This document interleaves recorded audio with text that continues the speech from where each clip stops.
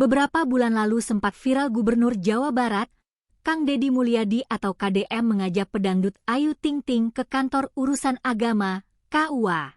Hal tersebut terjadi berawal dari perbuatan desainer Ivan Gunawan yang melaporkan Ayu Ting Ting agar dibawa ke barak militer karena keasikan nonton film Korea sampai mengacuhkan orang di sekitar.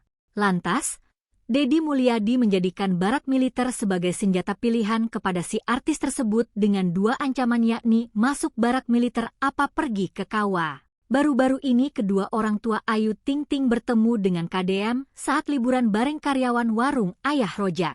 Umi Kalsum dan Ayah Rojak sempat mengabadikan perjumpaan tersebut dalam dokumentasi foto. Foto tersebut diunggah oleh Ibu Ayu Ting Ting melalui Instagram Stories Mom Aiting 92 Senin kemarin. Umi Kalsum mengaku bahagia bisa kembali bertemu dengan KDM.